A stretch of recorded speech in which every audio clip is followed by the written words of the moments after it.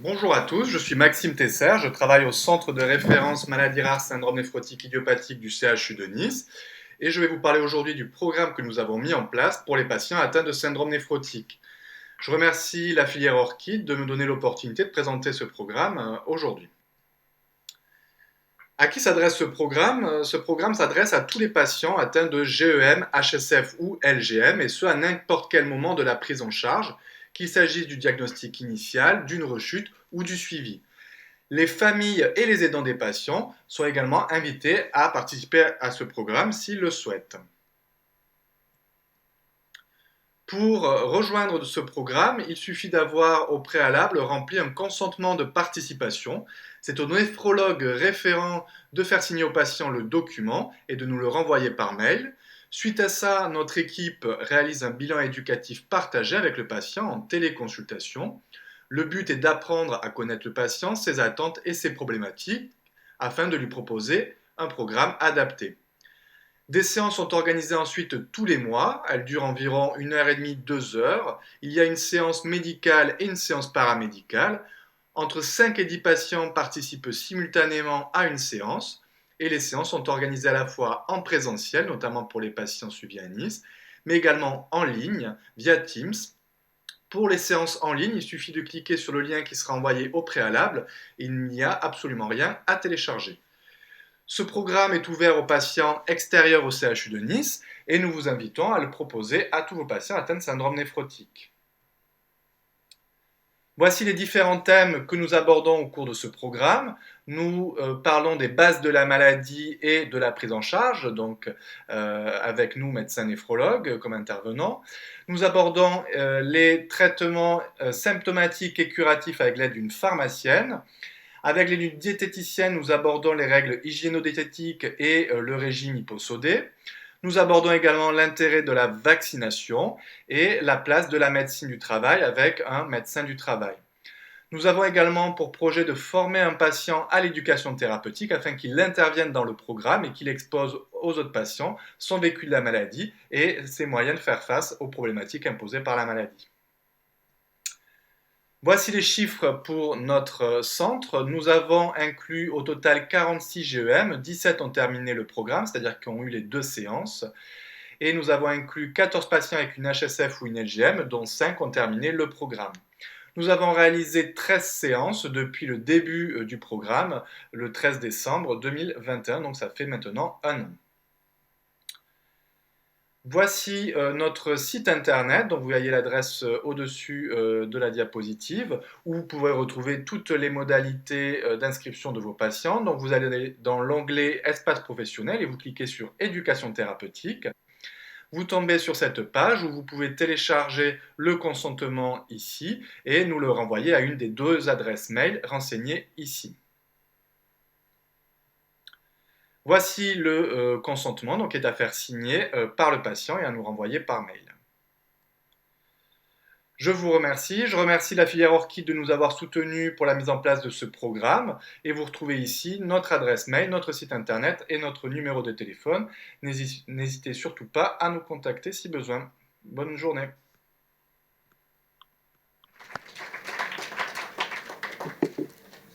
Très bien. Donc, c'est un programme qui pourrait être partagé, visiblement, ou bien en référant les patients directement sur leur site, ou bien en essayant d'obtenir. C'est un programme qui a fait l'objet d'un financement dans le cadre de l'appel à projet, comme un certain nombre d'autres programmes pour la filière. Pour la suite, donc Aurélia, pour le projet IETP national cysténose, et ensuite il y aura une présentation du site sur un pendant dans un autre domaine. Aurélia. Merci. Avec Lucille, on proposait de regrouper les questions à la fin. Alors, je vais vous présenter notre projet de IETP national dans la cystinose, parce qu'Anouk Sorin, en fait, qui devait le présenter, n'a pas pu être là aujourd'hui, mais c'est elle qui coordonne en fait ce projet, en lien avec évidemment Jennifer. Aude Servet également pour la partie adulte, et Nicole Rebaud, qui est de l'association Vaincre les maladies lysosomales. Donc l'origine du projet, ça a été en fait la rencontre patient à Liège cet été où il y avait la Cystinosis Network et on s'est dit que la cystinose était un très bon modèle de IETP. Et puis je sortais de l'expérience des hypoparas et du coup je me suis dit que ça pouvait être intéressant. Il y a peu de patients au niveau national, ils sont très éparpillés. Il y a une population qui est à moitié enfants, moitié adultes, avec un soutien aux aidants finalement, quel que soit l'âge du patient. Donc les objectifs, c'est de faire un programme du coup en virtuel qui soit accessible à tous les patients en fait sur la France avec une valence pédiatrique et une valence adulte. Donc ça inclut aussi une valence donc pour les aidants parents et pour les aidants parents aussi d'enfants de patients adultes. Et en fait, ce qui nous a paru important, c'est que la déclaration puisse se faire au sein de la filière et non pas portée par une ARS et un centre de référence. Donc l'animation des séances, c'est des choses tout à fait classiques pour les programmes ETP avec des professionnels de différents centres de la filière. Et puis on espère pouvoir avoir une co-animation avec des patients experts et en particulier Nicole Rebaud qui pourrait être patiente expert. En tout cas qui va participer à la mise en place de ce programme. Donc on va faire une journée comme on a déjà fait à plusieurs reprises en lien avec Paris et Lyon autour d'une journée d'information sur la cystinose pour les patients. Et la date petit à petit recule. On s'était dit que ça devait être début d'année et puis imagine, parce que c'est vrai que c'est plus facile pour les patients de venir sur Paris, en fait est en travaux et donc ce sera probablement en automne 2023. Donc on fera... on a déjà fait quand même notre pré-programme où toute la matinée en fait on fera des sessions d'information pour les patients avec des thématiques qui sont assez redondantes et des demandes qui sont classiques pour les patients. On a demandé à Stéphanie Cherki si elle pouvait nous faire un enregistrement, voire un Skype sur la thérapie génique parce qu'ils sont toujours très très très demandeurs. Et l'après-midi, on va l'organiser autour de focus group pour faire l'évaluation des besoins pour notre programme ETP. C'est des choses qu'on a déjà expérimentées en tout cas à Lyon et puis Lucie, pareil pour l'hypopara. Et donc on ferait différents groupes, à la fois un groupe pour les aidants qui soient parents conjoints, voire grands-parents, les patients adultes et les patients enfants. Et donc, à partir de là, il se pose actuellement plusieurs problématiques avec la déclaration, le financement de ces programmes, avec quand même une déclaration au niveau d'une ARS. Et Anouk est en train de travailler avec Jennifer pour connaître exactement les modalités de déclaration de ces programmes nationaux. Parce qu'actuellement, il y a des ARS qui les reconnaissent et d'autres absolument pas. Donc, il y a une disparité nationale importante, mais avec les ARS qui sont en train de s'ouvrir parce qu'il y a une très forte pression des filières avec des problématiques de IETP au sein des filières qui vont bien au-delà de Orchid. Donc Anouk est en train de travailler avec Jennifer pour étudier les différentes plateformes qui existent. On avait eu, et Lucille va vous présenter l'expérience avec Félix Santé. Anouk a parlé de Stimul, qui est une autre plateforme. Et donc c'est en cours de discussion. Et donc là, elle avait mis une diapo, puisque c'est Anouk la responsable en fait de l'ETP au sein de la filière, avec le programme Vivre avec un syndrome néphrotique au niveau du CHU de Reims, qui est en cours de construction et qui utilise la plateforme Stimul, qui est une plateforme que personnellement je ne connais pas. On vient de vous présenter le programme IETP dans le SNI de l'adulte. Et puis, la transition est toute trouvée. Je vais laisser la place à Lucille qui va vous présenter l'expérience en fait d'un programme IETP qui est déjà en place au sein d'une autre filière, et la filière Oscar, avec qui on a quand même des liens très étroits.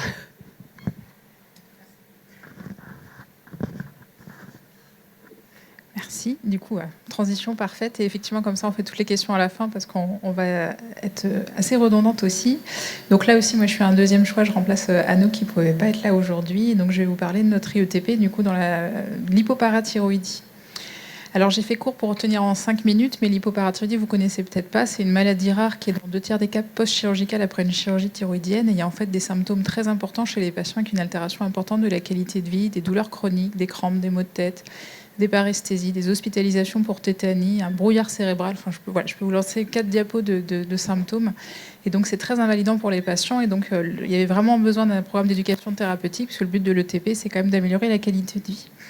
Donc, on a travaillé du coup avec Aurélia en particulier et Sandrine à Lyon, et puis avec le docteur Jean-Philippe Bertocchio, l'hôpital européen Georges Pompidou, pour monter ce programme d'IETP.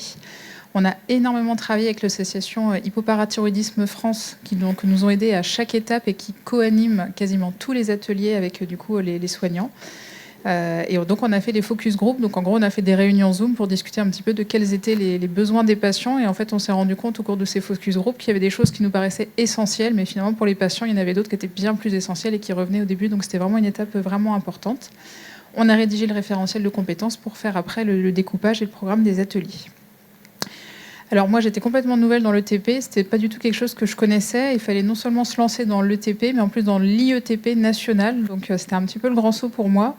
Et finalement, c'est pas si compliqué que ça. Alors il faut, pour animer les 40 heures du coup de formation, pour pouvoir animer les ateliers, il faut avoir des gens, je pense qu'on a déjà fait le grand saut, donc Anouk Saurin qui connaissait bien l'IETP, et puis on a un médecin du service de néphrologie du CHU de Nantes, le docteur Aurélie Houzé, qui connaît bien l'ETP, qui m'a beaucoup aidé aussi. Je pense que c'est vraiment utile d'avoir une association de patients qui fait le saut avec vous pour pouvoir vous aider aussi à atterrir et à nager après, jusqu'à la rive. Et puis, il faut une plateforme pour sauter. Donc, nous, on avait la plateforme Félix Santé, qui est une plateforme, du coup, financée par l'ARS pour tout le Pays de Loire. Vous allez voir qu'il y a encore beaucoup de limites. C'est en développement. Pour l'instant, c'est quand même plus un Zoom amélioré qu'autre chose pour l'instant. Mais ils travaillent énormément là-dessus pour améliorer les supports. Et donc, c'est vraiment bien. On peut discuter avec eux. Et puis, il faut aussi pouvoir se payer le voyage. Et donc, on a eu aussi le financement de la DGOS pour créer cet atelier. Donc, on a pour l'instant 6 ateliers. On n'exclut pas d'en faire d'autres parce qu'on a encore d'autres choses qui manquent et qui manquent aux patients. Donc, vous voyez, ma vie avec, les symptômes, les traitements, le suivi, communiquer et puis la diététique. Tous co-animés avec des patients experts, sauf le 1 et le 5, puisque tout ce qui est communiqué, ma vie avec, il y avait une souffrance importante des patients experts. Donc le 1, je les avais automatiquement interdits de venir. Et finalement, le 5 qui faisait, ils ont dit non, on arrête, effectivement, c'est trop compliqué, trop dur psychologiquement. Donc je pense qu'il faut en tenir compte aussi dans les ateliers, qu'il ne faut pas non plus mettre les patients experts en difficulté. On rappelle les règles du groupe comme dans chaque programme d'ETP, mais on est en IETP, donc en particulier, on leur dit bien qu'il faut bien respecter la confidentialité, pas faire de capture d'écran. On est au téléphone, on a des patientes, je crois que la plus âgée devait avoir 72 ans, donc on peut quand même à tout âge, mais vraiment tout est préparé en amont, et notamment au moment du bilan éducatif, qui est l'entretien pour voir quels sont les besoins de la personne. C'est là aussi qu'on va voir les gens qui vont avoir des problèmes avec l'informatique, et ça va pouvoir permettre d'offrir ça quand même au plus grand nombre. Donc pour l'instant, ça roule très bien. Et donc en 5 minutes, je ne vous montre pas tout le programme, bien sûr, mais en pratique, on a essayé de tout exporter online. Et c'était le but aussi de la présentation, de pouvoir vous montrer un petit peu comment on peut faire. Alors vous connaissez sûrement le photolangage ou photo-expression. Et en fait, on a contacté la société Libellude qui fait le jeu Dixit pour qu'on puisse numériser. Ils ont dit pas de souci pour numériser. Ça, c'est pas sur la plateforme, c'est sur l'outil Padlet. On peut faire les post-it, pareil, sur l'outil Padlet. Donc, on fait juste un partage d'écran et donc les personnes vont pouvoir utiliser ça. On fait des cartes mentales au lieu de faire des tableaux blancs pour écrire un petit peu les choses. On fait des petits jeux sur PowerPoint où on doit déplacer des objets, où on peut liker ou pas. Ça, c'est sur Padlet. On fait des quiz, type Kahoot ou Clap, Mentimeter. Et puis, on fait des supports ensuite, effectivement, où on bouge sur des PowerPoint. Mais vous voyez, tout ce que je vous montre là en outil, pour l'instant, c'est pas sur la plateforme. Sur la plateforme, pour l'instant, on peut juste pointer des zones globalement ou entourer des zones. Donc, c'est encore en développement. On fait en sorte que chaque patient reparte avec un support pour chaque atelier. Donc, le premier atelier, on leur donne un certificat de patient hypoparathyroïdien et la carte mentale qu'ils ont co-créée ensemble. Au niveau des traitements, on leur parle des interactions médicamenteuses, du recueil d'urine des 24 heures. On leur donne à chaque atelier diététique aussi un petit livret pour qu'ils ressortent aussi avec un outil qu'ils peuvent soit être pour eux, soit également à donner à leur médecin. Pour la prise en charge. Comme c'est une maladie rare, ils n'ont pas tous un médecin expert de l'hypopara. Parfois, ils sont suivis par leur médecin traitant qui est en demande aussi, donc on leur donne des supports. Moi, j'avais plein de questions déjà sur l'ETP et puis sur l'IETP, le fait qu'il n'y ait pas de groupe, que les gens, il n'y ait pas de langage corporel, ou que ce soit un petit peu compliqué. Et finalement, on a eu la bonne surprise que les patients respectent vraiment les règles de confidentialité. Et puis que, en fait, ils ont juste transposé le groupe en ligne, donc ils se sont fait des groupes WhatsApp. Donc ils communiquent ensemble. À la fin des ateliers, on se déconnecte et on les laisse se connecter. Et en fait, ça dure des fois 2 heures de plus où ils restent discuter ensemble. Ils se sont même rencontrés dans la vraie vie, plusieurs d'entre eux. Ils ont fait des kilomètres. Et puis, comme il y a le côté en ligne, On a aussi pas mal de contacts par mail avec des gens qui sont très loin, mais on reçoit aussi, ça me fait beaucoup sourire, une patiente qui du coup nous envoie des photos de ses produits laitiers en vacances. Voilà, des petites choses un peu sympas dans le TP aussi. Une autre crainte, c'était comment on fait pour toucher des gens au national sur un projet local. Alors pour l'instant, c'est beaucoup l'association, encore une fois, qui nous aide et qui, du coup, nous oriente des patients qui vont sur les forums de l'association pour nous dire ces patients-là sont en difficulté. On a encore du mal à ce que les cliniciens prennent le temps de venir nous prévenir qu'ils ont des patients qui peuvent être inclus.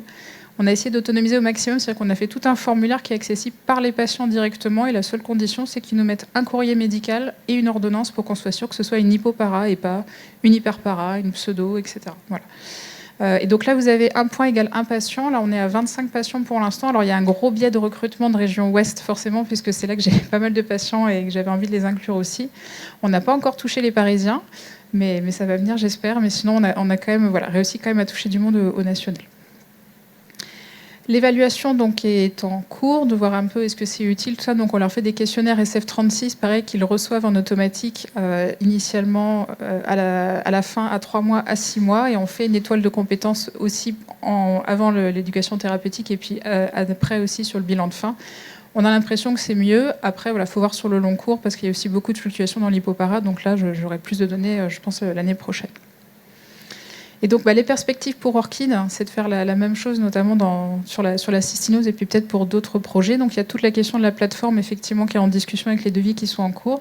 Et puis, alors aussi, la formation des patients. Je pense que vraiment, d'avoir des patients experts qui peuvent participer aux ateliers aussi, c'est vraiment une richesse. Et hier soir, on a eu un atelier hier soir avec des observateurs du coup, qui viennent d'autres filières ou qui veulent voir aussi, qui nous ont envoyé un mail aujourd'hui en disant que vraiment, il faut des patients experts parce que ça enrichit vraiment les discussions.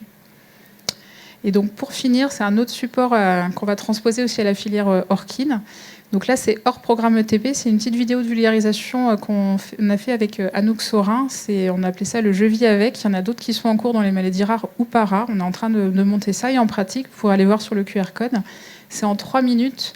Qu'est-ce que c'est que de vivre avec une maladie expliquée par un patient? Donc on écrit le texte avec le patient. On essaie de le généraliser quand même pour que ça touche pas mal de patients. Et donc l'idée, c'est qu'en 3 minutes, des médecins non spécialistes, des patients ou des aidants puissent comprendre ce que c'est que de vivre avec la maladie. Et moi, j'ai des nouveaux patients hypoparatoniens en consulte qui ont vu la vidéo avant de venir et qui disent qu'effectivement, ils se sont retrouvés et ça les a vraiment aidés. Donc, on va faire ça notamment au sein de la filière Orchid. Et donc, si vous avez envie de faire des jeux vie avec dans certaines maladies rares, n'hésitez pas, ça prend du temps. Donc, le plus on est, le mieux c'est. Voilà, merci. Merci beaucoup. Est-ce qu'il y a des commentaires, des questions, des interrogations? Je crois que ce sont vraiment des projets très intéressants. L'argent étant un peu le nerf de la guerre. La question qui se pose, Vincent Vauchel, c'est ça. Ce matin, l'a évoqué. Pour l'année 2023, il y aura un financement ETP qui va être, alors je ne sais pas exactement à quelle hauteur, mais a priori c'est acté, mais qui, contrairement à ce qui se passait antérieurement, où c'était un appel à projet national, on candidatait et c'était admis ou pas. Là, ce sera au sein des filières. C'est-à-dire que l'argent va être délégué aux filières et aux filières de se débrouiller pour voir un peu quelles sont, avec cette somme d'argent, qui sera sans doute pas extraordinaire, mais quand même qui peut être significative, voir comment l'utiliser au mieux. Et donc, alors est-ce qu'il faut faire des choses transfilières pour essayer de réduire les coûts? Ça, je ne sais pas. Par rapport à une plateforme, puisque visiblement la plateforme, c'est quand même un petit peu l'outil qu'il faut, au-delà du temps, etc. Mais dans la construction, on peut penser que la plateforme, c'est quand même un élément essentiel. Donc, il faudra qu'on voit comment on peut faire et quelles décisions on prend pour essayer de faciliter ces... Et si absolument il y a un outil commun, une plateforme commune, comment la développer, quoi. Oui, puis il y aura peut-être aussi un budget à prévoir aussi pour tout ce qui est déclaration à l'ARS, etc. Là, c'est un temps que nous qui investit aussi pour l'instant. C'est difficile, ça va se fluidifier parce qu'il y a plus de demandes. Travaille donc à Nantes. On est dans le même bureau, pour être bien sûr qu'on parle de TP. Mais maintenant, elle est Orchid. Oui, elle est Orchid, mais je suis encore un peu Orchid aussi. Complètement. Voilà, donc non, je pense que ce sont des jolis projets. Et puis après, derrière, il y a toute la problématique des patients experts et qui sont... je ne sais pas, il faudrait voir avec les représentants des associations, mais il y a certainement une problématique autour des patients experts qui dont on sent vraiment que C'est c'est hyper un important. enrichissement Ouais. indispensable, et on le voit partout, hein, que ce soit dans l'enseignement ou bien enseignement formation des patients, formation des étudiants. Il y a sans doute Parce que un gap à passer là. Le TP, c'est vraiment apprendre à être acteur de sa maladie, mais c'est aussi tout le quotidien et des questions que clairement le patient expert sait répondre. Et moi, je ne sais pas, en fait, des questions vraiment très du quotidien, quoi.